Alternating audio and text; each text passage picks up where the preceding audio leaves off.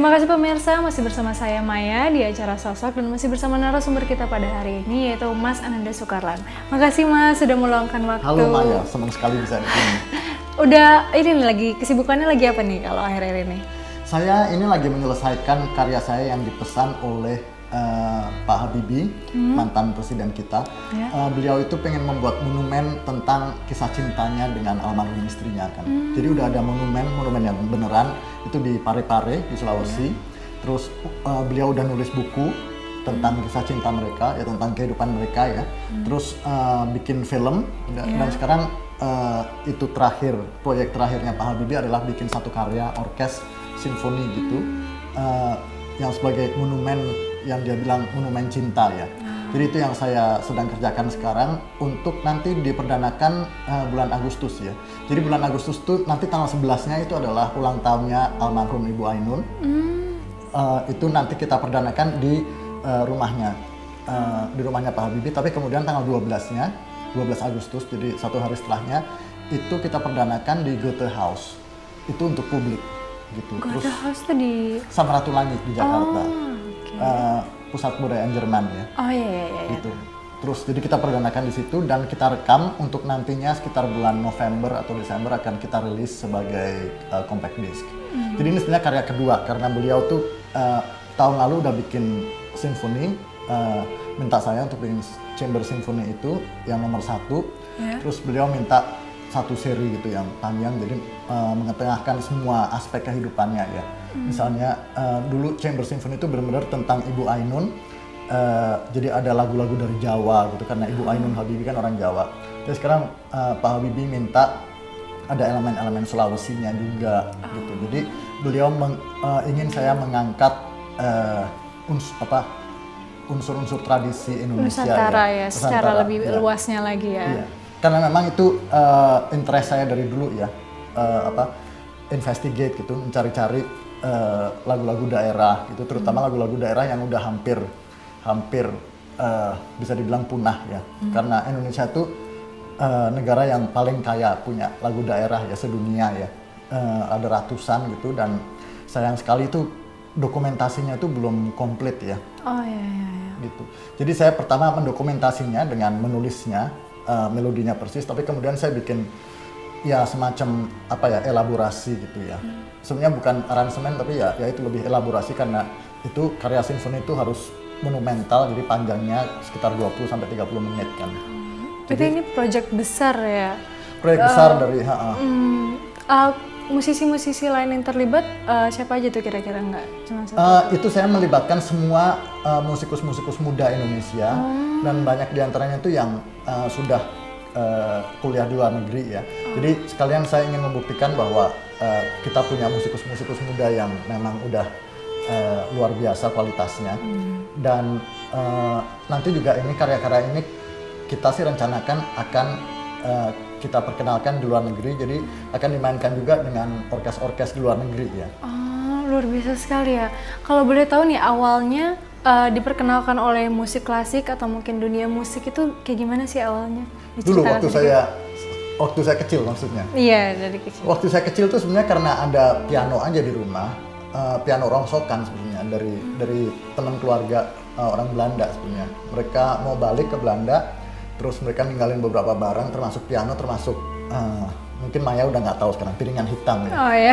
Piringan hitam lagu-lagunya Rachmaninoff, Beethoven segala macam gitu. Dan ternyata kok saya suka gitu loh.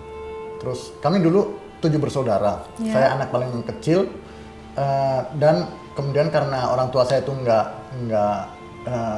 kurang mampu sih ya. Jadi mereka ngelesin kakak saya yang paling, sebenarnya kakak saya nomor 3 waktu itu, karena kakak saya yang tertua udah kuliah, udah sibuk gitu.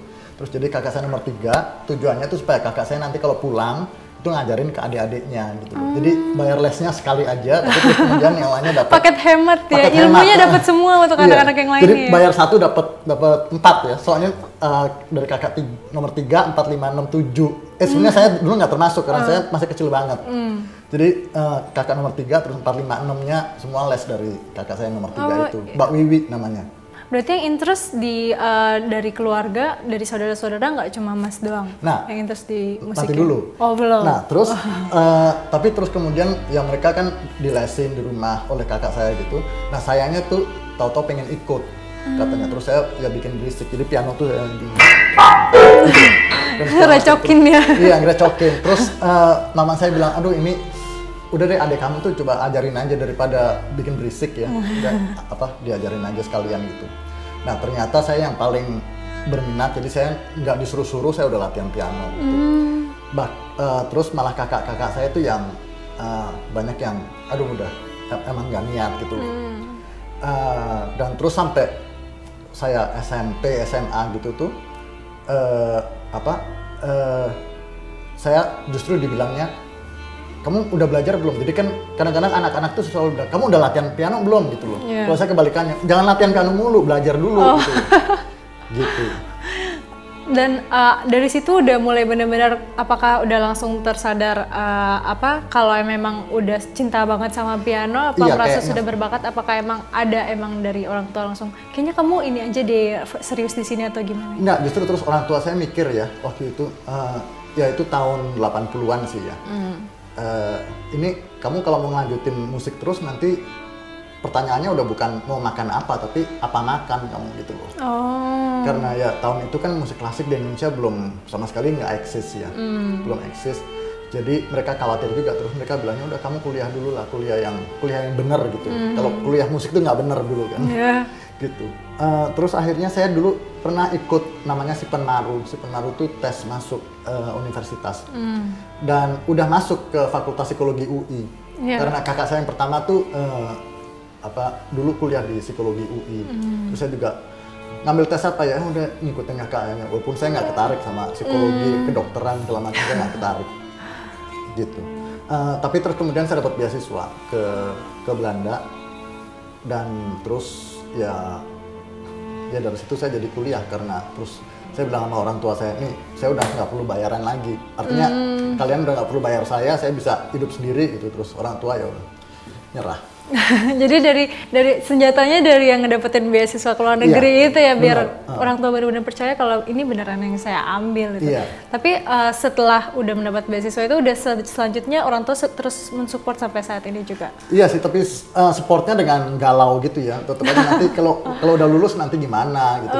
Tetap ada kekhawatiran gitu. Dan memang setelah saya lulus emang saya juga nggak berani kembali ke Nusantara ya, karena ya masih sulit kehidupannya. Bahkan sampai sekarang kan saya masih tinggal di Eropa ya, masih tinggal di Spanyol, separuh gitu. Jadi memang di sini ya saya udah mulai banyak merintis juga sih di sini gitu. Jadi untuk lapangan pekerjaan untuk mereka yang nanti kuliah di luar negeri, untuk adik-adik saya gitu ya, generasi muda gitu tuh, kalau bisa jangan sampai seperti saya ya, kecantol di luar negeri gitu. Dan banyak sih yang bilang, aduh saya udah lupa sama negara, lupa sama segala, itu nggak benar ya. Artinya saya tetap aja banyak berbuat untuk negara sih sebenarnya, terus terang. Wah, luar biasa sekali ya perbincangan kita, tapi jangan kemana-mana pemirsa, tetap di acara Sosok.